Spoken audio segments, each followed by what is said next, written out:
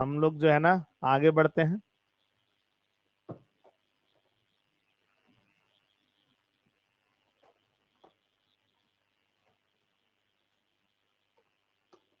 हम लोग जो है ना अब देखेंगे अंग्रेजों की सामाजिक नीति के बारे में। ठीक है।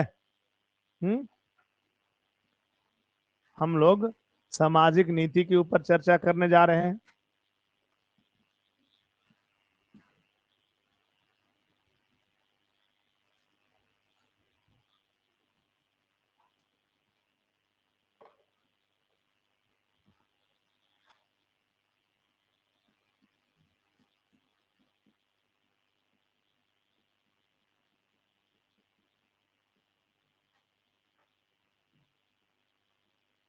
हम लोग ये बात करने जा रहे हैं, ठीक है, अंग्रेजों की सामाजिक नीति के बारे में। अब आप लोग ये बात ध्यान रखिएगा कि सामाजिक नीति का कहने का मतलब क्या है। यानी ध्यान रखना है कि जब अंग्रेज भारत में आगे बढ़ रहे हैं तो वो हर एक चीज के लिए ना अपना एक पॉलिसी का निर्माण करेंगे कि हमको किस पॉलिसी के तहत भारत में काम करना है। ठीक है। अब ध्यान रखना है जब वो भारत में प्रवेश कर रहे हैं तो उनको दिखाई दे रहा है कि भारत में बहुत सारी बीमारियां हैं, बहुत सारी बुराइयां हैं। तो वो उन बुराइयों के संदर्भ में कैसा जो है ना विचार रखे, क्या उनको आते के साथ सुधारने का प्लान करने लगे कि क्या वो जो है ना उसके बारे में कुछ दूसरा चीज सोच रहे थे, क्या वो सोच रहे हैं, क्यों वो सोच रहे हैं, समाज के बारे में, उसी नीतियों के बारे में हम लोग चर्चा करने जा रहे हैं। समझ में आ गया बात? ठीक है।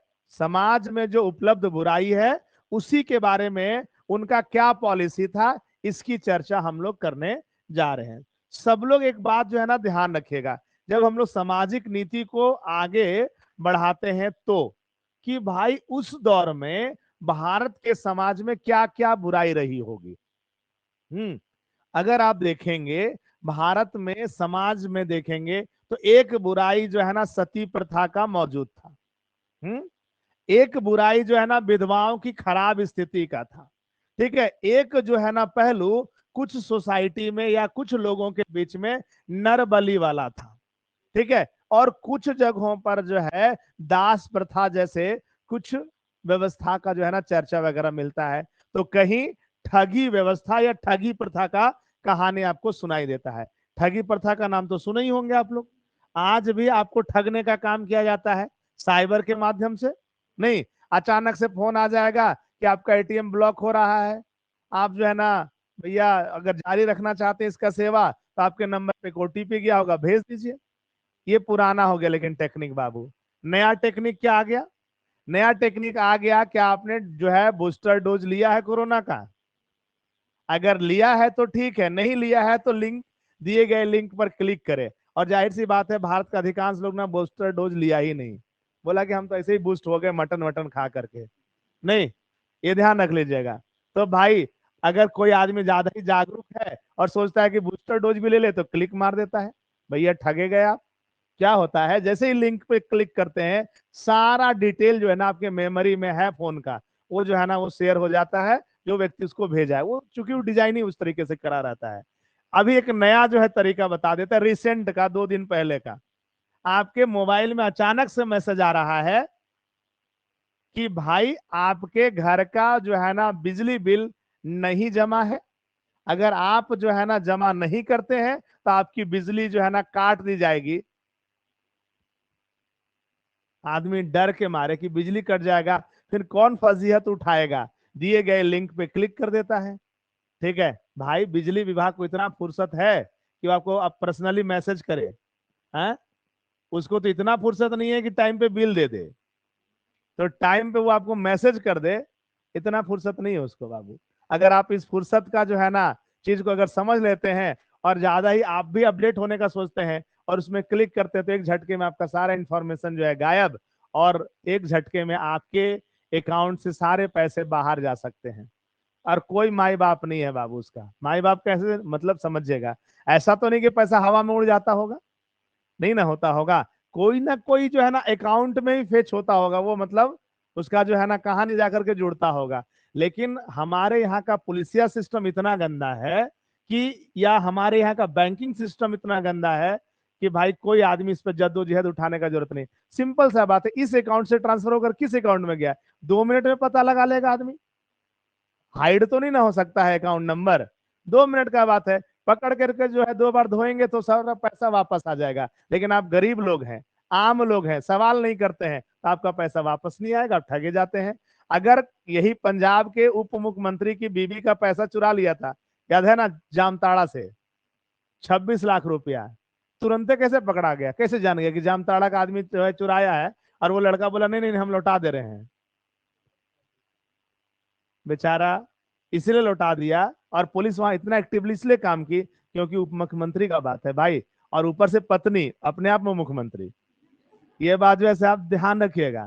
तो भाई उनका तो पैसा जो है ना लौटना लाजमी था, तो ये ठगी का व्यवस्था है ना। तो ये सब सामाजिक बुराई थी, और ये जो सामाजिक बुराई है, इन बुराइयों के संदर्भ में किस प्रकार के पॉलिसी का निर्माण कर रहे हैं और क्या कर रहे हैं, हम लोग इन चीजों के बारे में समझने जा रहे हैं। अब सबको पता होगा, हम पहले भी बताए हैं कि भाई हम लोग अधिकांश चीजों का अध्ययन करते हैं उपनिवेशवाद के विभिन्न चरणों के आधार पर, है ना। तो उपनिवेशवाद का अगर हम विभिन्न चरण की बात करें तो सबको पता है, ठीक है। पहला चरण क्या है भाई, ठीक है, हम लोग बात करते हैं तो 1757 से 1813 ये प्रथम चरण है। ध्यान रखिएगा, इसको कोई आदमी ना कहता है, मतलब नॉर्मली इसको संज्ञा दिया गया है व्यापारिक पूंजीवाद का चरण, लेकिन कुछ विद्वान इस चरण को कहते हैं बेशर्मी लूट का चरण। ध्यान रखना है, बेशर्मी का और लूट का चरण का नाम देंगे, आपको मिलेगा, क्वेश्चन बहुत बार पूछा गया है, ठीक ना। आपका सामना बहुत जो है होगा इस क्वेश्चन से भी, ठीक। तो ये ध्यान रखिएगा कि प्रथम चरण में अब वो क्या सोच रहे हैं, प्रथम चरण में समाज को लेकर के वो क्या पॉलिसी बना रहे हैं। तो जब आप इन पॉलिसीज की बात करेंगे तो ध्यान रखना है, प्रथम चरण में वो अहस्तक्षेप की नीति का अनुसरण करते हैं। किस नीति का अनुसरण करते हैं, अहस्तक्षेप की नीति। कहीं कहीं पुस्तकों में इसको वो ना तटस्थता की नीति जो है बता देंगे, मतलब ये तटस्थ रहेंगे, समाज में अगर बुराई हो रही है या बुराई नहीं भी हो रही है तो भैया हमको उससे कोई मतलब नहीं है। रीजन क्या है भाई कि ये हस्तक्षेप कर रहे हैं या ये तटस्थ रह रहे हैं। रीजन ये है कि भारत में विविधता अपने ही स्तर का है, समझ में आया बात ना। भारत में विविधता अपने ही स्तर का है, इस लेवल का है कि भाई आम जो है भारतीय का क्या व्यवहार हो सकता है अगर आप नहीं जानेंगे और उससे पहले उसमें अगर आप हस्तक्षेप कर देंगे तो संभवतः भारतीय लोग क्या हो सकते थे, गुस्से में आ सकते थे, ठीक है। सब भारतीय लोग शायद ये कह देता कि ये हमारी संस्कृति को खराब करने पर तुले हुए हैं। हो सकता था कि सारे भारतीय एकजुट हो जाते और ये व्यक्ति यानी ये अंग्रेज लोग जो है ना यहाँ जमने से पहले ही उखाड़ करके फेंक दिए जाते।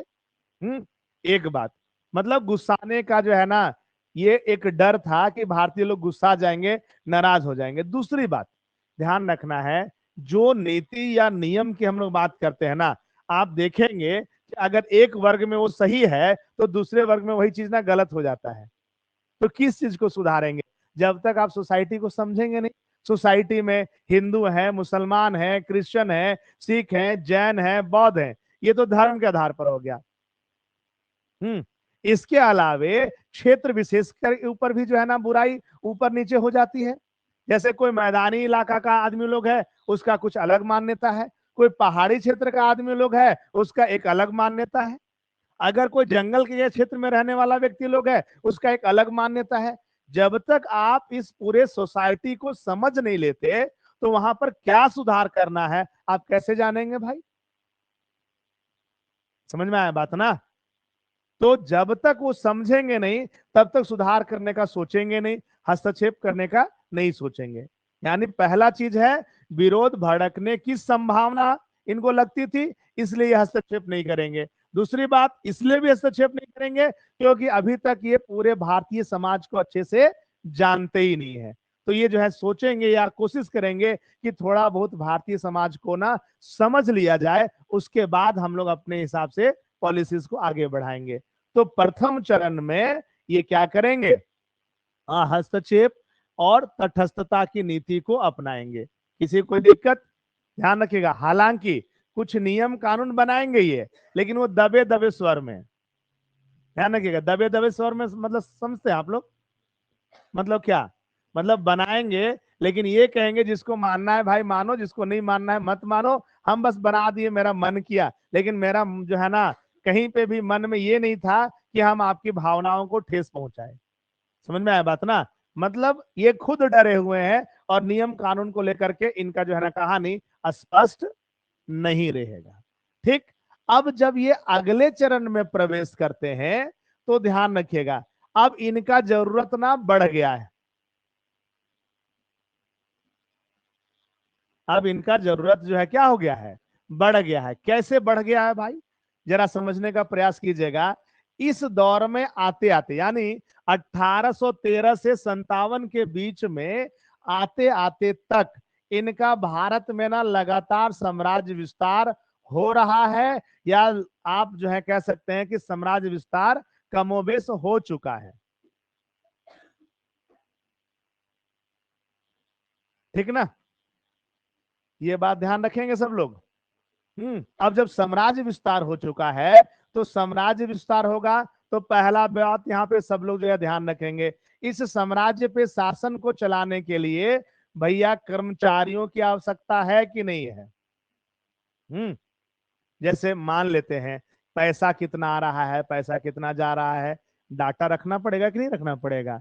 ठीक है, कितने लोग काम कर रहे हैं नहीं कर रहे हैं, कौन आदमी सैन्य व्यवस्था से जुड़ा हुआ है, कौन आदमी सिविल व्यवस्था से जुड़ा हुआ है, कौन पुलिस व्यवस्था से जुड़ा हुआ है, कौन कहाँ है, किधर गया नहीं गया, सबके लिए जितना जितना क्षेत्र धीरे धीरे फैलेगा, उतना उतना धीरे धीरे धीरे कर्मचारियों की आवश्यकता महसूस होगी। ये एकदम जो है ना सच्चाई है, इस बात को मान लीजिए आप लोग। ठीक, यानी जितना साम्राज्य इनका फैलेगा उतने कर्मचारियों की आवश्यकता होगी। अब आप थोड़ा सा जो है ना पीछे जाकर के देखिए, 1772 में जो है ना बंगाल इनके नियंत्रण में आ गया। बंगाल कहने का मतलब आज का पश्चिम बंगाल, बिहार, झारखंड, उड़ीसा और जो है ना आज का बांग्लादेश, इतना बड़ा जो क्षेत्र है वो इनके नियंत्रण में आ चुका है। जब इतना बड़ा क्षेत्र पे शासन चलाना है तो भैया ज्यादा से ज्यादा कर्मचारी की नियुक्ति करनी होगी, एक बात। दूसरी बात, आगे चल करके आप देखते हैं 1799 में जो है मैसूर यानी टीपू सुल्तान इस दुनिया से चल गए, तो मैसूर साहब भी जो है ना अब प्रत्यक्ष रूप से इनके अंदर में आ गए। या आप ये कह सकते हैं कि 1798 से लगातार सहायक संधि, हम पढ़ाए ना आपको, सहायक संधि की वजह से लगातार बहुत सारा जो क्षेत्र है वो अप्रत्यक्ष रूप से जो है किसके नियंत्रण में आ गया, अंग्रेजों के नियंत्रण में आ गया। और जब अंग्रेजों के नियंत्रण में आ गया तो उन सब जगहों के ऊपर काम करने के लिए, उन जगहों से आए हुए चीजों या उन जगहों पर जो है ना क्या हो रहा है नहीं हो रहा है, उसके लिए कर्मचारी इनको पड़ेगा कि जरूरत नहीं पड़ेगा। और जब जरूरत पड़ेगा तो भैया ये कर्मचारी वाला पहलू एक। ठीक, दूसरा बात, ठीक है आप ध्यान रखेंगे, ये वो दौर है जब ब्रिटेन को ये सता रहा है कि भैया हमारा उद्योग जो है अब बढ़ रहा है ब्रिटेन में, तो इसका बाजार कैसे बढ़ाया जाए। तो उनको जो है अपने बाजारों को बढ़ाना है, ये चीज भी उनके दिमाग में चल रहा है। इसके अलावे ध्यान रखना है, जब टैक्स वसूलना है इनको भारतीयों से, तो भारतीयों का भाषा का कहानी समझिए। अकेले झारखंड में कितनी भाषा बोली जाती है, 32 भाषा बोला जाता है। ठीक है, अगर मान लेते हैं 32 जनजाति है यहाँ पर, तो चलिए भाई 20 भाषा तो बोलता ही होगा सब लोग। ठीक है, चलिए 20 को छोड़ देते हैं, 10 तो बोलता ही होगा ना कंफर्म। इसके अलावे सदानों की भी तो अपनी भाषा होगी। ध्यान रखना है, अकेले आप बात करिएगा तो 10-20 भाषा झारखंड में है, और हर एक क्षेत्र में आप जाएंगे तो क्या आप अंग्रेजी बोल करके टैक्स वसूल सकते हैं। जरा सोच लीजिए, अभी हम लोग ना एक नियम सिर्फ सरकार ये बना दे कि नौकरी उसी को मिलने वाली है जिसको अंग्रेजी आता हो। आप लोग में से आधा लोग खाली, आधा क्या 90% खाली जा रहे हैं सर, अब खेती बाड़ी का टाइम है, थोड़ा कर लेते हैं। हाँ, जरा सोच लीजिए, तो वो दौर में अंग्रेजी क्या, अंग्रेजी बोलेंगे और लोग टैक्स दे देंगे? हम्म?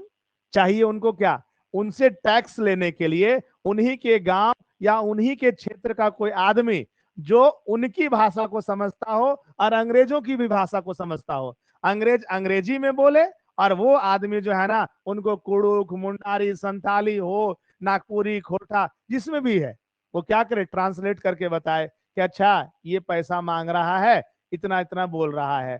वो लोग जो रिएक्ट करेगा, ये इसको जो है बोलेगा।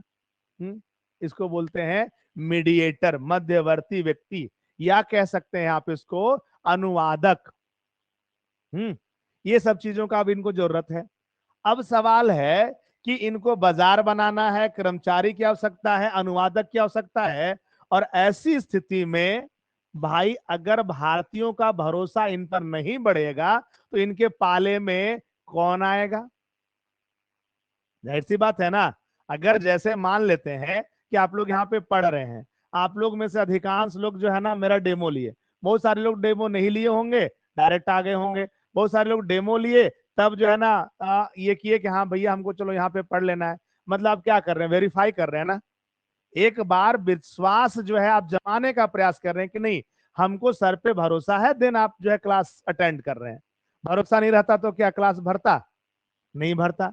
सिंपल सा बात है, अंग्रेज भी इस बात को महसूस कर रहे थे कि जब तक इन लोगों का भरोसा मेरे ऊपर नहीं बढ़ेगा ना, तब तक हम अपने किसी भी जरूरत में सफल नहीं हो पाएंगे।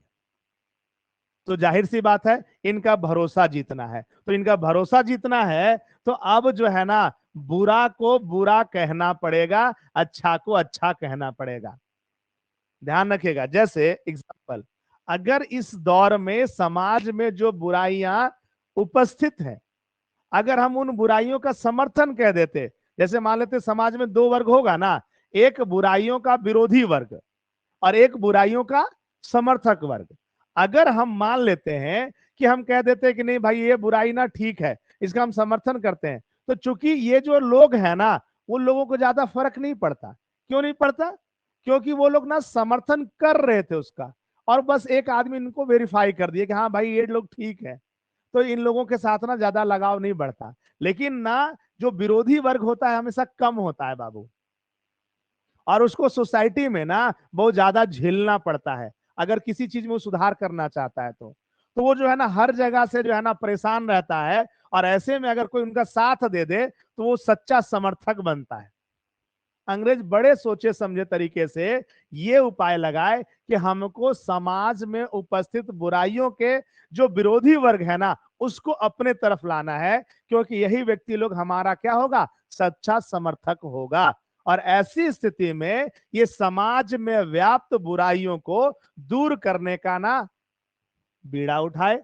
और ध्यान रखिएगा, दूसरे चरण में अपने इन जरूरतों को ध्यान में रखते हुए विरोधी जो लोग हैं, बुराइयों के विरोधी लोग, उनको अपने तरफ वो करने का उपाय लगाए। और इसलिए दूसरे चरण में वो कुछ बुराइयों में सुधार का प्रयास किए। जैसे 1829 ईस्वी में सती प्रथा को वो जो है ना अवैध यानी इलीगल घोषित कर देंगे, गैर कानूनी घोषित कर देंगे।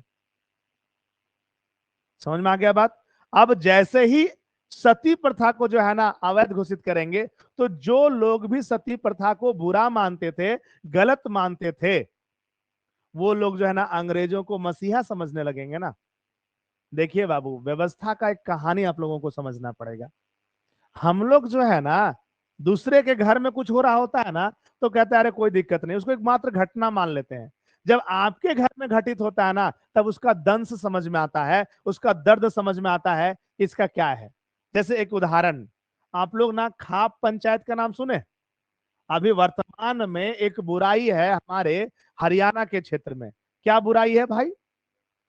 कि वहां पर एक ही गोत्र में गलती से कोई विवाह कर लिया, गलती से एक ही गोत्र में कोई प्रेम संबंध स्थापित कर लिया, उन लोगों को जो है ना प्रतिष्ठा बचाने के लिए मार दिया जाता है सरेआम। अब आप बताइए, जैसे आप समझिए इस बात को कि एक गांव में रहेंगे तब हमको ना गोत्र समझ में आएगा बाबू। हम्म। अगर हम बताइए, हम जैसे मान लेते हैं, अगर मेरा घर जो है ना कोडरमा है, ठीक, अगर हम कोडरमा में बचपन से रहे ही नहीं, तो हमको कैसे पता चलेगा कि भाई वहां का कौन सा व्यक्ति मेरे गोत्र का है और नहीं है? हमको पता चलेगा? नहीं पता चलेगा। और नहीं पता चलेगा तो जाहिर सी बात है, अगर हम उस एज में चले जाए, मान लेते हैं कि हम टीन एज में हैं, तो जाहिर सी बात है, अगर कोई कोडरमा की लड़की अगर वो दूसरे क्षेत्र में आ जाए और मेरा उससे अफेक्शन बढ़ जाए, लगाव बढ़ जाए, क्या इसमें हमारा दोष है, मतलब उस लड़की का दोष है या इस लड़के का दोष है? किसी का दोष नहीं। क्यों भाई? ये प्रकृति है, और प्रकृति में किसके साथ लगाव बढ़ेगा ये कोई नहीं बता सकता है। हाँ, ये जब पता रहता है ना कि हमारा ही गोत्र का है और ये गोत्र व्यवस्था में गलत है, तो आदमी संशोधित हो जाता है। लेकिन जब पता ही ना हो तो ये व्यवस्था तो खतरनाक हो सकता है ना। और हरियाणा के क्षेत्र में लगातार ऐसे ही जो है ना लोगों को मारा जा रहा है या मारा जाता है ऑनर किलिंग के नाम पर। क्या है, पहले जो चौधरी हुआ करते थे, ठीक है, उन वो लोग तो बड़े शान से सुना दिए जो है कि भैया मार दो, ठीक है, ये इस नियम का उल्लंघन किया है। एक दिन हरियाणा के एक चौधरी के यहां पर ही उनका बेटा यही काम को कर दिया, क्योंकि उसका बेटा बाहर रहता था और मेडिकल का तैयारी करता था, बचपन से बाहर रहा, उसको पता ही नहीं चला, और जिस लड़की से वो शादी किया वो सेम गोत्र का है। अब उसको कह रहा है कि चौधरी इसको मार दो। गांव वाला बोला कि चौधरी अब इसको मार दो तुम। तो अपना व्यक्ति को कैसे मारिएगा? दूसरा में तो आनंद आता है बाबू, ये बात ध्यान रखिएगा। लेकिन जब अपने व्यक्ति को मारने की बात आई तो चौधरी का तो हाथ कप कप आने लगा, तमाम तिगड़म जो है ना वो दिखाने लगा, मानवता का दुहाई देने लगा। तो हमेशा इस बात को याद रखिएगा कि जिस अगर ये बुराई वहां था, सती प्रथा, अगर हम कह रहे हैं कि 19वीं शताब्दी में, 18वीं शताब्दी, ये बुराई जहां पर भी था, अगर ये था तो जिसके लोग मरे होंगे बेचारा दर्द में तो रहा होगा। जब दर्द में रहा होगा तो उनके लिए ये जो है ना बेटी तो नहीं बची, बहू भी नहीं बची, ठीक है, लेकिन ये चीज आया होगा कि भैया अगर इसमें ये लोग सुधार कर दिया है, मतलब अब किसी की बेटी या किसी की बहू ऐसे जला करके नहीं मारी जाएगी। तो वो लोग सच्चा समर्थक बनेगा कि नहीं बनेगा? जब सच्चा समर्थक बनेगा तो दो तीन चीज होगा। पहला चीज, उनके साथ ना उठना बैठना शुरू हो जाएगा। जब उठना बैठना शुरू हो जाएगा तो अंग्रेज कहेंगे कि अरे भाई ऐसा क्यों नहीं करते हैं आप मेरे जैसा ना दिखिए। थोड़ा लोगों को पता भी चलना चाहिए कि आप किसके दोस्त हैं, तो थोड़ा मेरे जैसा कपड़ा लत्ता पहनिए, पहनना शुरू कर देंगे ना। क्या? Coat pant? नहीं, हम बताए ना, भारतीय लोग आज भी जो है ना भरल गर्मी में शादी कर रहा है और कोट पैंट पहन करके, ओह, आपके यहाँ का तो कल्चर नहीं है, लेकिन आप क्या है, उनके जैसा दिखना चाहते हैं। अरे भैया कोट पहन करके, नहीं, कहावत एक नहीं होता है क्या, मतलब ये पहन के जो है ना लंगूर अगर जो है ये बन जाता तो कहानी अलग है। कोट पहन के हम लोग अगर अंग्रेज बन जाते तो भैया बात ही नहीं था, ठीक है। लेकिन बड़े सोचे समझे तरीके से वो क्या किए, पहले वो सुधार किए, सुधार के माध्यम से विरोधी वर्ग का विश्वास जीते, विरोधी वर्ग को बिठाए अपने बगल में और बोले कि बाबू अब तुम समझो, तुम हमारे जैसा दिखने का प्रयास करो, मेरा जैसा कपड़ा पहनो, बाजार बनना शुरू हो जाएगा। एक बात। दूसरी बात, अब वो कहेंगे कि तुम लोग जब मेरे जैसा दिख भी रहा है तो बेरोजगार काहे है, क्यों नहीं तुम हमारे लिए काम करता है, ठीक है। तो ऐसा करते हैं कि तुम हमारे लिए काम करो, ठीक है। बाकी देखते हैं पढ़ाई लिखाई का व्यवस्था, आगे शिक्षा नीति पढ़ेंगे हम लोग, ठीक है, उसका चर्चा वहां करेंगे ना हम लोग, ठीक है। तो ये लोग बोला कि ठीक है, अगर आप बोलते हैं तो आपके लिए हम जो है ना अनुवादक बनने के लिए, कर्मचारी बनने के लिए हम तैयार हैं, बस आप हमको अंग्रेजी बता दीजिए, अपना भाषा तो हम जानते ही है, ठीक है। और ऐसे करके ये अपनी जरूरतों को पूरा करने के लिए दूसरे चरण में क्या करेंगे, सुधार की कहानी करेंगे। 1829 में सती प्रथा का अंत, सबको पता है। 1843 में दास प्रथा का अंत। 1844 में नरबली प्रथा का अंत। 1856 में विधवा पुनर्विवाह, ठीक है। ध्यान रखिएगा 1830 में कर्नल सलीमन के द्वारा ठगी प्रथा का समाप्ति। ये सब कुछ सामाजिक बुराइयों को इस चरण में खत्म कर दिया जाएगा। तो जो जो लोग इस बुराई से ग्रसित रहे होंगे या इनके माध्यम से ठगे गए होंगे, उनको लगा होगा कि कल की अवतार हो गया भाई। नहीं, जैसे हम लोग 2014 के बाद कल की अवतार का जो है ना कहानी देख रहे हैं। ठीक है, तो ये ध्यान रखिएगा। ठीक, चलिए लिख दीजिएगा, लिख दीजिएगा सामाजिक नीति में क्या। हाँ, 10वां अवतार है उनका, और जिस दिन वो आएंगे भ्रष्टाचार खत्म हो जाएगा और जो है ना देश विकास की अवस्था पे चला जाएगा। ये अटल सत्य है, ये ध्यान रखिएगा। लेकिन अब जो है ना सवाल है कि कौन किसके लिए। अभी प्रत्येक घर में कल के अवतार है। हाँ, बात शर्त सिर्फ उसके साथ यही जुड़ा हुआ है कि वो कितना घूस वसूल सकता है, तभी ना घर का विकास होगा। नहीं, ये पंकज मिश्रा साहब 2 करोड़, पूजा सिंघल 20 करोड़, एक जो है ना जगन्नाथपुर का वो रेंजर 1 करोड़। भाई करोड़ के नीचे तो कोई बात ही नहीं कर रहा है झारखंड में। और एक कोई डीटीओ का न्यूज छपा था, पता नहीं वो कहाँ का था या झारखंड गई था, मशीन हाफ गया बेचारा, मशीन बोल दिया कि एक ही दिन में नहीं गिन पाएंगे हम। कितना पैसा होगा बस सोच लीजिए। ठीक है, कहने का मतलब आप सोचिए कि करोड़ का तो कोई नीचे बात ही नहीं है। ये लोग अपने अपने घर के कल की अवतार है, ताकि वहां पर जो है ना विकास हो और इनको कोई दुख ना हो, है ना। चलिए, हम्म।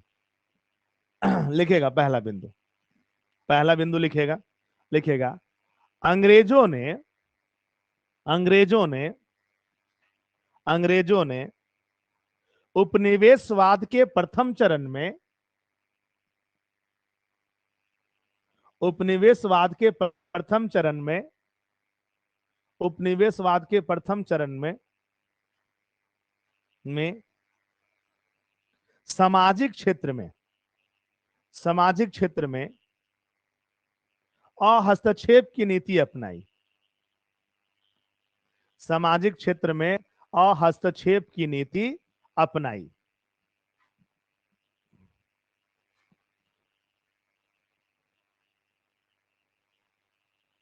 जिसके पीछे, जिसके पीछे, जिसके पीछे,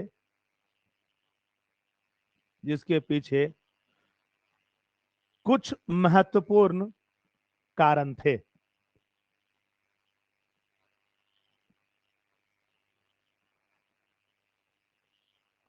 जिसके पीछे कुछ महत्वपूर्ण कारण थे। पहला, पहला, पहला,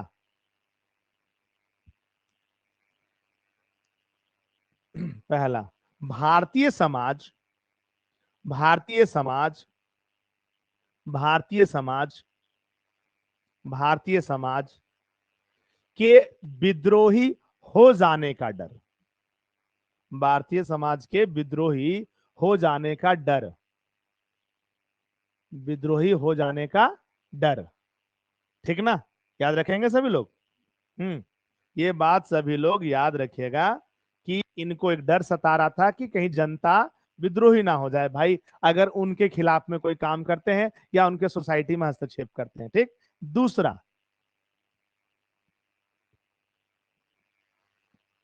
भारतीय समाज, भारतीय समाज में उपस्थित, भारतीय समाज में उपस्थित विविधता,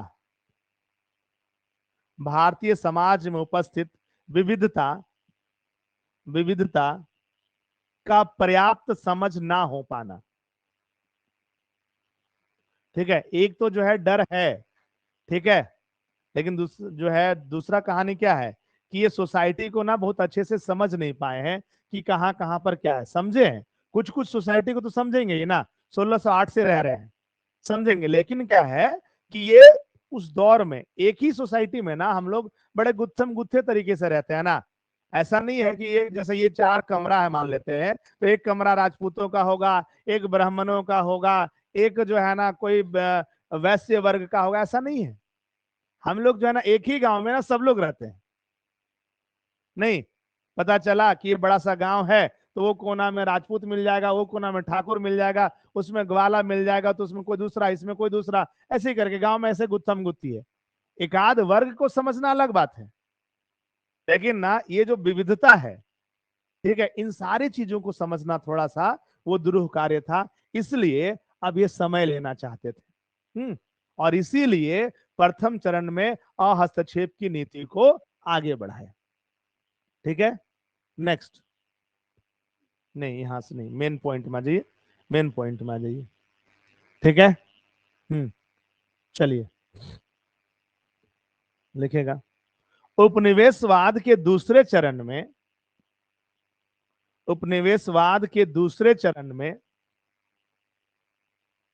उपनिवेशवाद के दूसरे चरण में, उपनिवेशवाद के दूसरे चरण में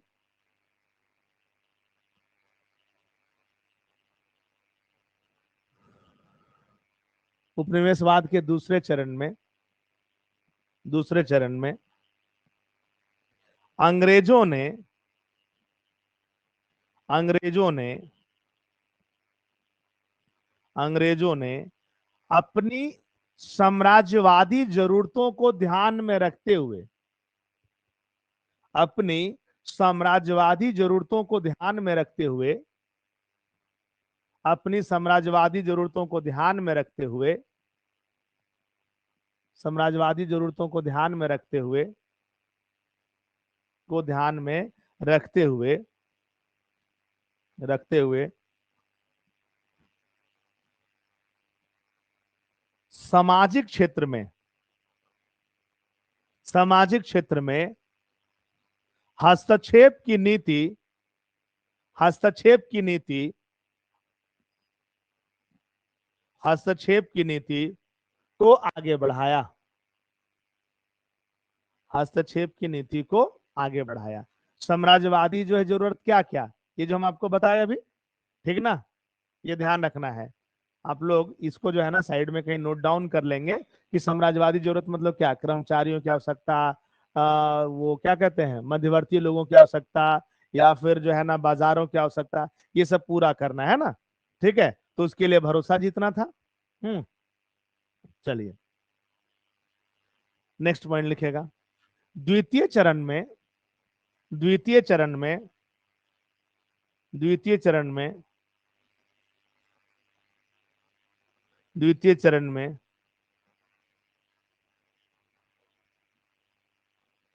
अंग्रेजों ने निम्नलिखित, निम्नलिखित, निम्नलिखित सामाजिक बुराइयों को, निम्नलिखित सामाजिक बुराइयों को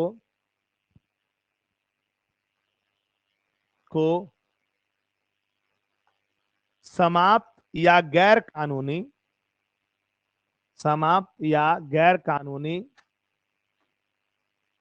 गैर कानूनी घोषित करने का कार्य किया।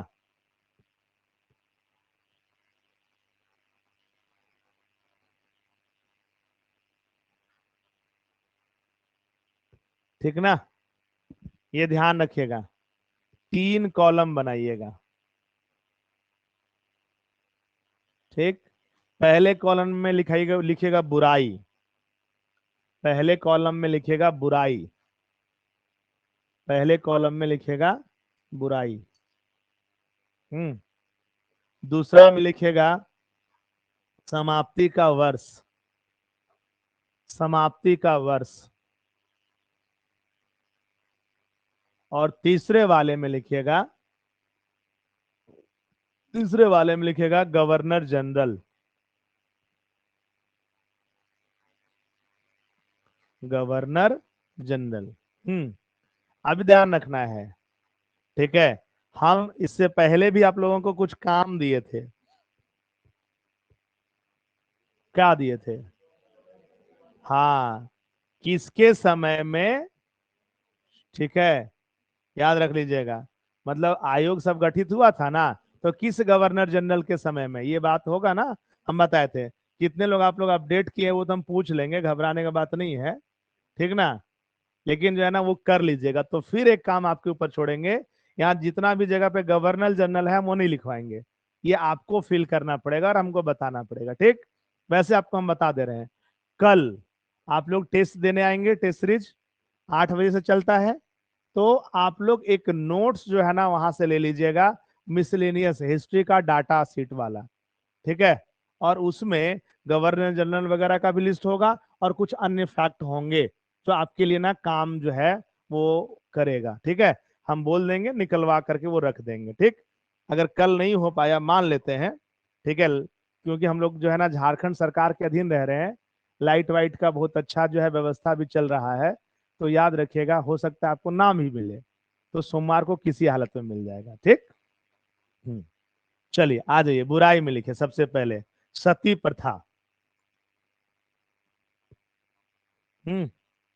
सती प्रथा का नाम सुने हैं सब लोग? बड़ा खतरनाक प्रथा था बाबू ये, ठीक ना। यहाँ पर याद रखिएगा, चूंकि सती प्रथा का चर्चा हो रहा है तो हम आपको बता दें, ये व्यवस्था में ये होता था कि अगर कोई महिला मां नहीं बनी है तब वो महिला को ना सती हो जाना पड़ता था अपने पति के मृत्यु के बाद। मतलब बूढ़ी हो गई है तब नहीं मरेगी वो, अगर वो बच्चे को जन्म दे चुकी है तब नहीं मरेगी वो, ठीक है। ये बात जो है ध्यान रखना है। लेकिन अगर जो है ना बिना संतान उत्पत्ति के अगर किसी महिला के पति की मृत्यु हो जाती थी तो उस महिला को जो है ना मरना होता था, ठीक है। ये सती प्रथा थी, ध्यान रखिएगा। बहुत हद तक इसको ना बहुत बढ़ा चढ़ा करके बताया गया है, लेकिन फिर भी अगर व्यवस्था थी तो थोड़ा समझ लेना है। होता क्या है कि इसमें महिला को ना वैसे ही सजाया जाता है जैसे कि वो शादी के दिन आई थी इस घर में। पूरा वो जो है ना जेवर जेवरात वगैरह कपड़ा लत्ता वगैरह, मतलब एक दुल्हन की तरह तैयार किया जाता था इसको, ठीक है। ध्यान रखिएगा, क्योंकि अब जाहिर सी बात है कि कोई भी व्यक्ति हो मरने से तो डरेगा भाई। जरा सोच करके देखिएगा कि छोटा सा हम लोगों को आग से जो है सामना हो जाता है, भाप लग जाए रोटी का या कुछ वैसा, जानते हैं ना आप लोग, महिला लोग रोटी बनाती है, लड़का लोग भी बनाता है, ऐसा नहीं है, ठीक है। लेकिन लड़का लोग किसको दिखाए, समझ में आया बात है ना, ये बात जो है ध्यान रखिएगा। लेकिन लड़की लोग अगर रोटी बना रही है, गलती से रोटी फूल रहा है और फट गया, वो भाप लग जाए ना, 5 लोगों को ना दिखाए और फोन पे 5 लोगों को ना बताए, तब तक उसका दर्द कम नहीं होता है, ये ध्यान रखिएगा। आप सोच लीजिए बेचारा लड़का लोग क्या है, अगर वो गलती से किसी को बोले, मान लेते एग्जाम्पल सनी जो है ना जोलन को बोले देखो ना जोलन जल गया, जोलन 2 लात मारेंगे, गधा इतना तो हम रोज दिन जलते हैं, वो वाला कहानी, ठीक है। और वो सह भी लेंगे, अच्छा मारा है कोई बात नहीं चलो ठीक है। और यहाँ पर भैया अगर आप उफ नहीं किए ना तो आप सबसे खराब आदमी हैं, आपको दर्द बताया गया है, तो दर्द में उफ करेंगे मतलब आप मानवीय गतिविधियों से ओत प्रोत व्यक्ति हैं, ठीक है। ये ध्यान रखना है। तो जरा सोचिए कि वो महिला को तैयार कर दिया गया, ठीक। अब उसको ना नशापान कराया जाता था, मदपान वगैरह कुछ भी ऐसा चीज जिससे वो ना मतलब अधमरी अवस्था में पहले ही चले जाए, और फिर उसको जो है ना अर्थी पे जो है ना सजाया जाता था और उसको चिता पे लिटाया जाता था। हम्म। ये बात ध्यान रखिएगा कि ये बात होता था कि संभवतः भाई जलन होगा, किसी भी प्रकार का नशा टूट जाएगा, है ना। तो संभवतः ये जो है ना ये लोग समझते होंगे कि भाई अगर वो उठ के भागने का प्रयास करने लगे, जलन हो तो छटपटाएगा ही छटपटाएगा, ये नेचुरल बिहेवियर है। तो क्या है कि साइड साइड से लोग ना खड़े होते थे बांस वाला ये लेकर के, ताकि जब वो छटपटाए तो उसको दबा करके हम लोग जो है ना रख सके। और मृत्यु भाई वो 2 मिनट का कहानी है, जीवन और मरण, ये ध्यान रखिए, महज 2 मिनट का कहानी, उससे ज्यादा का नहीं है, ठीक। अब कहानी क्या है, ये जो है चले जाएंगे। कोई लोग कहता है बुरा चीज है, वास्तव में बुरा चीज था, ठीक है।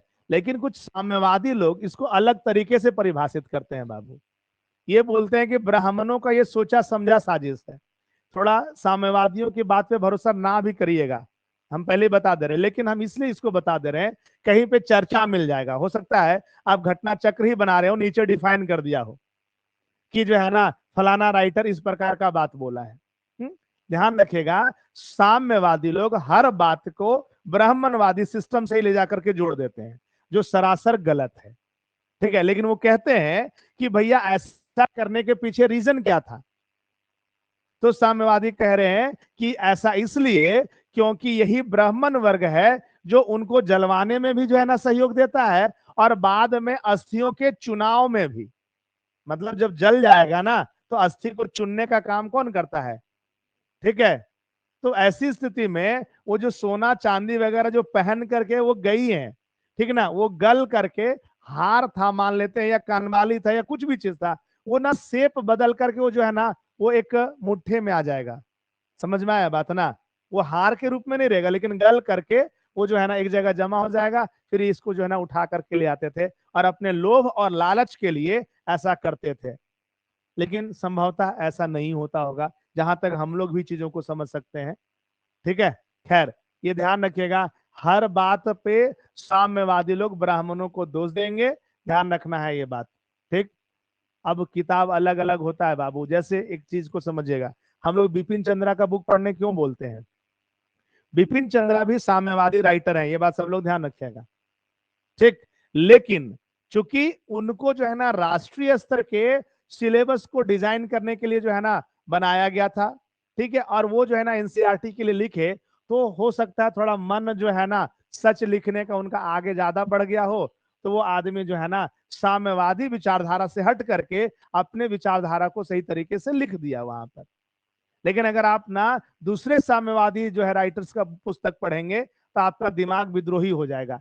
इसीलिए कभी भी आपको दूसरे दूसरे या समाज में चल रहे प्रचलित बहुत सारे पुस्तकों को पढ़ने के लिए नहीं बोला जाता है, ध्यान रखिएगा। ठीक है, ऐसा नहीं, किताब तो बहुत है, समझदार बन जाइएगा ना उस किताब को पढ़िए, कोई दिक्कत नहीं है। लेकिन शुरुआत में बेसिक बुक ही पढ़ना होता है। इसीलिए कोई भी अच्छा टीचर आपको एनसीईआरटी पढ़ने के लिए बोलता है कि सरकार के द्वारा प्रस्तावित ये पुस्तक है ना, या सरकार के द्वारा जो है ये प्रचलित पुस्तक है, तो सरकार क्या सोचती है इस बात को आप जरा समझ लीजिए, उसके बाद कोई पुस्तक पढ़िए, कोई दिक्कत नहीं है। याद रहेगा ना? तो खैर, ये सती प्रथा इतना दर्दनाक हुआ करता था। पहला पुरातात्विक जो है ना इसका साक्ष्य कहां से मिलता है? एरन अभिलेख से, है ना, 510 ईस्वी में, वो भानुगुप्त के समय में। ठीक है, चलिए, सती प्रथा लिख दिए, लिख दिए, समाप्ति का वर्ष लिख दीजिएगा 1829, 1829। ठीक है, कॉमा दीजिएगा, वहीं पे कॉमा दे दीजिएगा, लिखिएगा नियम 17 के द्वारा, नियम 17 या रेगुलेशन 17 लिख दीजिएगा, कोई दिक्कत नहीं है, नियम 17 के द्वारा। ठीक है, ये समाप्ति के वर्ष वाले में ही लिखेगा। ठीक, गवर्नर जनरल तो आपको भरना है। ठीक है, आगे, आगे ठगी प्रथा, ठगी प्रथा, ध्यान रखना है, 1830, ठगी प्रथा 1830। ठीक, ये बात सब लोग ध्यान रखना है। अगर हम लोग बात करें गवर्नर जनरल का, तो आप लोग अलग से भरिएगा, लेकिन यहां पर हम उस व्यक्ति का नाम आपको बता देते हैं जिसके द्वारा इसको जो है ना समाप्त करने का प्रयास किया गया। कॉमा दे करके लिख दीजिएगा, कॉमा दे करके, कर्नल स्लीमैन के द्वारा, कर्नल स्लीमैन के द्वारा। गवर्नर जनरल में अपना नाम भर दीजिएगा भाई, ठीक ना, कर्नल स्लीमैन। स्लीमैन कैसे लिखते हैं आप लोग? जैसे स्कूल लिखते हैं ना, ऐसे ही ना लिखते हैं, ऐसा तो नहीं कर देते कि इधर से चढ़ा दिए, है ना, तो सली बोल रहे हैं ना हम, तो आधा सा, है ना, स्लीमैन, स्लीमैन। ठीक है, 1830 में गवर्नर जनरल आपका काम भरना। नेक्स्ट लिखेगा दास प्रथा, दास प्रथा, दास प्रथा। ठीक, लिख दीजिएगा दास प्रथा में, दास प्रथा में लिख दीजिएगा। 1843। ठीक है, कॉमा देके लिख दीजिएगा रेगुलेशन 5, यानी नियम 5, नियम 5 के द्वारा। ठीक है, 1843 नियम 5 के द्वारा। ठीक है, नेक्स्ट, नेक्स्ट नर बलि प्रथा, नर बलि प्रथा, नर बलि प्रथा का नाम सुने आप लोग? हाँ, ये ध्यान रखिएगा। वैसे जो है ना अगर आप बुक पढ़ेंगे तो आपको मिलेगा कि भैया ये कहीं कहीं मिलेगा कि गोंड जनजाति, कहीं कहीं मिलेगा खोंड जनजाति, दोनों ठीक है, दोनों में था वैसा।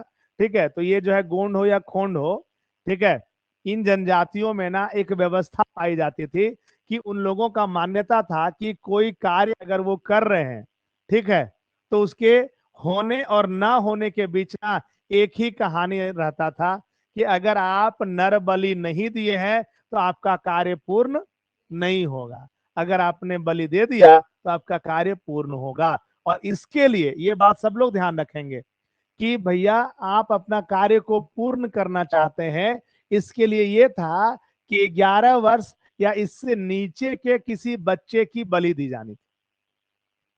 मतलब जब बायोलॉजिकल परिवर्तन आ गया शरीर में ना, तो माना जाता है कि मानव अशुद्ध हो गया और इसीलिए उसका बलि नहीं दिया जाता है।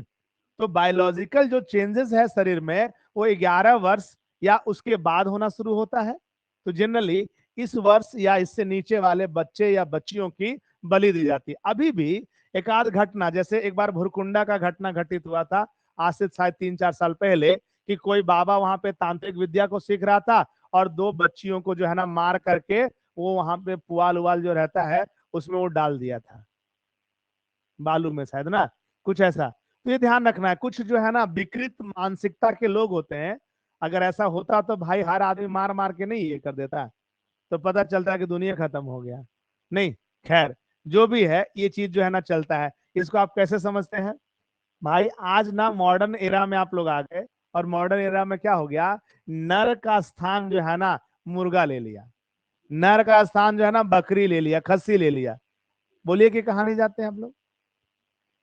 देखिए आप जरा सोच लीजिए, आप कहीं जाते हैं और हाथ जोड़ करके बोले प्रभु नौकरी लगा दीजिएगा, नौकरी लगा दीजिएगा, तो भाई या तो आदमी जो है ना सबसे आसान तरीके से बोलता है 11 नारियल फोड़ देंगे, या कहता है कि एक खस्सी को जो है ना, समझ में आया बात, रजरप्पा में, देवड़ी मंदिर में, या इस तरीके के और भी जगह है। ठीक है, और ध्यान रखिएगा एक बात खास बताएं, जहां पर भी आप बलि देते हैं सब देवी लोग हैं, खून की प्यासी हैं। ठीक है, इसको रियल लाइफ से भी जोड़ सकते हैं आप लोग। ठीक है, मजाक है, बुरा मत मानिएगा। पता चला कि बाहर जाकर के हमको पिटाई हो रहा है मेरा, नहीं, वो वाला नहीं है। तो ध्यान रखना है, आप कभी भी किसी पुरुष देवता पर बलि चढ़ाते देखते हैं? रेयरेस्ट अगर कोई मिल गया तो पता नहीं, लेकिन नहीं मिलेगा आपको।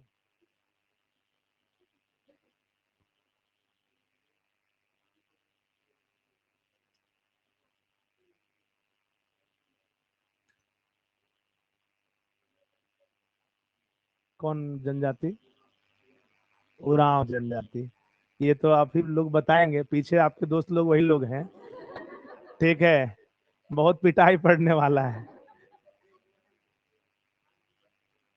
हाँ, वही बोले, मतलब किसी भी चीज के, हम तो बोले ना पूर्णता के लिए, कि कोई भी कार्य आपका जो है पूर्ण हो रहा है नहीं हो रहा है, इस बात के लिए। ठीक है, ये जो है परंपरा था। खैर, ये ध्यान रखेंगे ना सब लोग। तो नर बलि प्रथा कब? 1844 में। ठीक है, नर बलि प्रथा जो है वो कब? हाँ, अब ध्यान रखिएगा एक चीज, जब हम लोग अभी नीतियों को पढ़ लेंगे ना तो विद्रोह स्टार्ट करेंगे, प्रतिक्रिया। और जितना जितना सुधार हो रहा है ना, सबके प्रतिक्रिया स्वरूप एक विद्रोह होगा। नहीं, ध्यान रखना, खोंड विद्रोह होगा। हम्म ये व्यवस्था अगर बंद कर देंगे तो जनजाति लोग गुस्सा में आ जाएंगे, और वो खोंड लोग ना खोंड विद्रोह कर देंगे, एक एक बार नहीं 2-2 बार कर देंगे। ठीक है, इस तरीके का बहुत सारा चीज होगा। ठीक, चलिए, तो नरबली प्रथा लिख दिए 1844। ये ध्यान रखना है, आपको भरना है गवर्नर जनरल। ठीक है, चलिए अगला, अगला लिखिएगा विधवा पुनर्विवाह।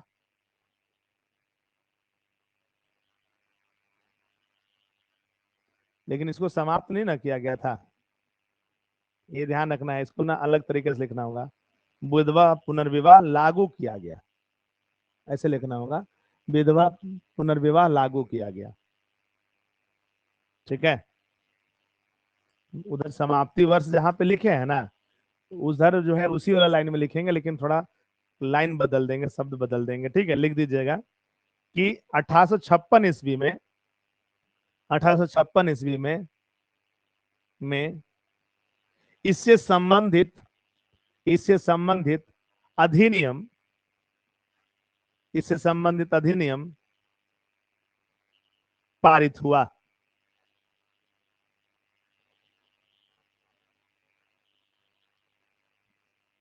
ठीक है, ये बात ध्यान रखिएगा सभी लोग कि ये जो ना अधिनियम पारित हुआ, पारित होने के समय में एक अलग गवर्नर जनरल है।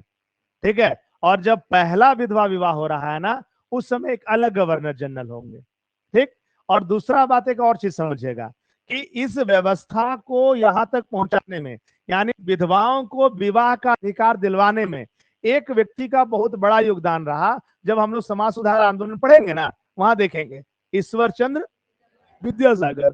और ईश्वर चंद्र विद्यासागर जो है ना, उसके कथनी और करनी में किसी भी प्रकार का अंतर नहीं था बाबू। वो पहला जो विवाह करवाया अपना बेटा का करवाया है। भारत में 1856 ईस्वी में पहला विधवा विवाह हुआ, और वो पहला विधवा विवाह में जो लड़का था वो ईश्वर चंद्र विद्यासागर का अपना बेटा था। और इस तरीके से वो दर्शाने का प्रयास किए कि भैया अगर हर व्यक्ति थोड़ा पॉजिटिव सोचे तो समाज में एक अलग प्रकार का बदलाव हो सकता है। और वो जो है ना इस काम को किए। ठीक है, बाकी चर्चा तो हम लोग वहां पे करेंगे ना, सुधार आंदोलन जब पढ़ेंगे हम लोग। ठीक है, ये ध्यान रखना है कि ये द्वितीय चरण में इस प्रकार के जो है ना सुधारों का प्रयास किए अंग्रेज लोग। ठीक है, और इनको उन सारे चीजों का जो है ना प्राप्ति हुआ जो ये चाहते थे। मतलब स्वाभाविक रूप से कुछ लोग इनके समर्थक बन गए, इनके अंग्रेजों के। ठीक, इनका कर्मचारियों का जो पहलू था या इनका जो बाजार का जो है निर्माण का कहानी था, वो भी पहले से जो है ना ज्यादा फैला। ठीक, लेकिन यहाँ पे ध्यान रखना है, हमेशा एक बात याद रखिएगा कि समाज में कोई बुराई तभी जीवित है जब उसको मानने वाला वर्ग जीवित है। अगर मानने वाला वर्ग जीवित है तो भैया वो विरोध भी तो करेगा कि इसमें सुधार काहे कर रहे हैं। जैसे आपको एक उदाहरण बताते हैं, आप लोग जो है ना देखते होंगे 14 फरवरी के दिन ना बहुत सारे लोग संस्कृति रक्षक लोग निकल जाते हैं।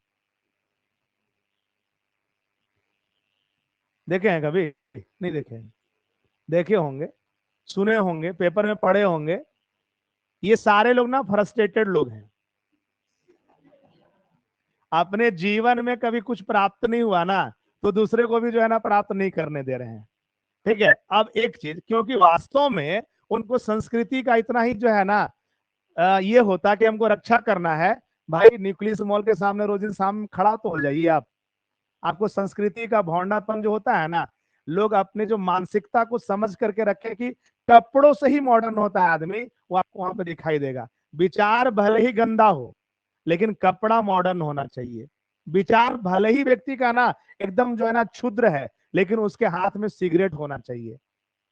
लड़का हो चाहे लड़की, धड़ल्ले से पी रहे हैं बिना कोई ये सोचे कि मेरे बगल में जो खड़ा है कोई बुजुर्ग है, मेरे बगल में जो खड़ा इंसान है वो शायद हमसे उम्र दराज है, तो थोड़ा छुप के पी ले। या हम ये नहीं कह रहे कि गलत कर रहे हैं, सही गलत सही काम नहीं बात कर रहे हैं, संस्कृति की बात कर रहे हैं। जो लोग निकल जाते हैं ना,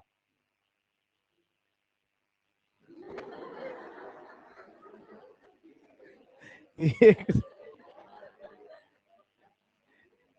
इसीलिए संजय जी का एपियर होना ना क्लास में बहुत जरूरी है।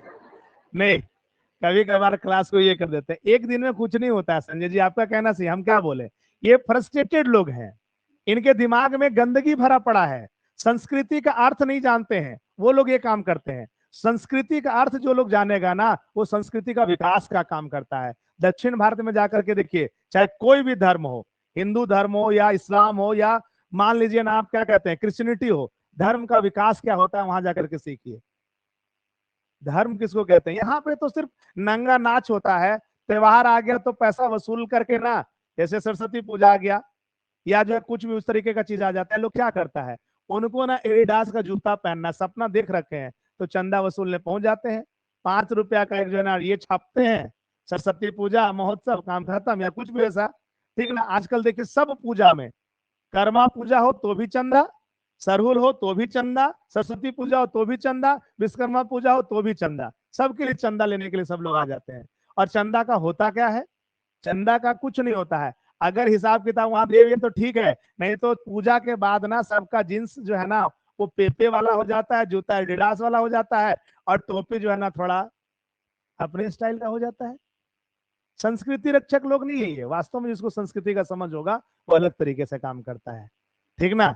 तो हम बताना ये चाह रहे हैं कि भाई इस तरीके का जो बिंदु आप आज देख रहे हैं ना, ये उस दौर में भी तो चलता होगा। जो बुराई चल रही है उसमें अगर आप सुधार कर रहे हैं तो लोग जो है ना क्या कहेंगे कि ये हमारी संस्कृति को खराब करने का कहानी चल रहा है, हमारे संस्कृति में जो है ना तोड़ मरोड़ करने का जो है ना कहानी चल रहा है। और ऐसी स्थिति में हमको इसका क्या करना चाहिए, विरोध करना चाहिए। ठीक है, तो जो इन सुधारों को अपने खिलाफ समझे वो लोग रूढ़ी भारतीय थे। ठीक है, अब वो जो रूढ़िवादी लोग हैं वो लोग अंग्रेजों के विरोधी हो गए। ठीक, ध्यान रखिएगा, हमेशा खराब चीज को मानने वाले लोग ज्यादा होते हैं, अच्छा का कदम जो है ना बड़ा खतरनाक ना होता है बाबू। सब लोग जो ध्यान रखिएगा, अच्छा चीज पे चलना ना बड़ा कठिन होता है, इसलिए संख्या हमेशा ऐसे लोगों का कम होता है। गलत चीज आपको अट्रैक्ट करता है वो आसान भी होता है। तो ध्यान रखना है कि ये लोग यानी जिसको हम रूढ़िवादी कह रहे हैं इनकी संख्या अच्छी खासी थी, और ये लोग मान रहे हैं कि जो सुधार हो रहा है ना ये हमारे संस्कृति के खिलाफ में है। तो वो लोग जो है ना अंग्रेजों के विरोधी हो गए। अब ये अंग्रेजों को कब समझ में आएगा, जब 1857 का विद्रोह होगा तब, क्योंकि ये रूढ़िवादी लोग जो है ना वहां पर शामिल होंगे और अंग्रेजों को जो है ना एक बार तो ऐसा लगने लगेगा कि मेरा बोरिया बिस्तर भारत से सिमट गया। वो तो भला हो सिंधिया जैसे लोगों का जो इनका कहानी बचा दिए और भारत को और 100 साल गुलाम बना दिए। समझ में है बात ना। ध्यान रखिएगा, लॉर्ड कैनिंग का स्टेटमेंट भी है कि अगर ये सिंधिया ना होते तो भारत में अंग्रेज ना होते। सिंपल बात है भाई, आप देख भी सकते हैं सिंधिया लोगों का हालात क्या है सो। ठीक है, तो ये ध्यान रखिएगा, ये रूढ़िवादी भारतीय लोग अंग्रेजों के विरोधी हो गए। तो अंग्रेजों ने इस बात को समझा, अरे भाई क्यों किसी चीज का ना वो मोल लेना है टेंशन। तो जब वो तीसरे चरण में जाएंगे ना तो हस्तक्षेप करने की कहानी को छोड़ देंगे, बोलेंगे जाओ भाई तुम्हारा संस्कृति तुम संभालो। अब एक शर्त जोड़े वो कि अगर किसी भी भारतीय को लगता है कि किसी भी बुराई में सुधार होना चाहिए तो वो बोले कि ये सुधार हम तभी करेंगे जब एक बहुत बड़ा वर्ग जो है ना इसके सुधार के लिए हमसे आवेदन करेगा, तब हम सुधार करेंगे, अन्यथा हम भारतीय समाज के किसी भी बुराई में अब हस्तक्षेप नहीं करेंगे। समझ में आया बात ना। यानी पहले चरण में हस्तक्षेप की नीति, दूसरे में हस्तक्षेप की नीति, और तीसरे वाले में अहस्तक्षेप की नीति। ठीक है, याद रखेंगे। तो लिख दीजिए अपने मर्जी से तीसरे चरण वाला, लिख दीजिए, लिख दीजिएगा। तीसरे चरण में, तीसरे चरण में यहाँ से बाहर निकल करके है ना, तीसरे चरण चरण में अर्थात तीसरे चरण में अर्थात 1857 के बाद, 1857 के बाद अंग्रेजों ने समाज सुधार की नीति को त्याग दिया।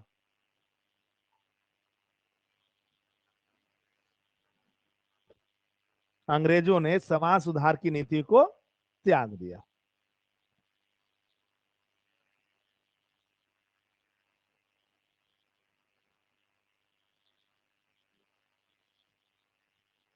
ठीक है, याद रहेगा सब लोगों को। ये हो गया बाबू सामाजिक नीति, बहुत ज्यादा नहीं है, लेकिन यहाँ पे ध्यान रखिएगा कॉन्सेप्ट से बहुत सारा सवाल पूछता है। तो कॉन्सेप्ट वाला जो है ना चीज हम आपको बताए कहानी के रूप में भी और ऐसे भी थोड़ा बहुत बताने का प्रयास किए। तो जो है जब आप क्वेश्चन बैंक वगैरह बनाएंगे तो इन सारे चीजों को वहां पर आप महसूस कर सकते हैं। ठीक है, इसमें आप लोग इस मतलब जहां पे खत्म किए ना उसके बाद एक पेज ना छोड़ दीजिएगा, कुछ मिसलेनियस हमेशा, जब भी कोई टॉपिक हम खत्म करते हैं ना उस टॉपिक के बाद ना एक पेज सब लोग छोड़ दिया कीजिएगा। ठीक है, अपडेट करने के लिए, कभी कभार कुछ चीज हमसे भी छूट जाए, हो सकता है कुछ चीजें जो है ना अलग से हमको मिल जाए तो हम उसको अपडेट करा सके या खुद आप अपडेट हो सके इसलिए। ठीक है, तो एक पेज छोड़ दीजिएगा और उसके बाद जो है ना नेक्स्ट पेज में लिखिए अगला जो है टॉपिक शिक्षा का विकास, अंग्रेजों के समय शिक्षा का विकास। ठीक ना। शिक्षा के विकास के ऊपर हम लोग बात करेंगे। हम्म।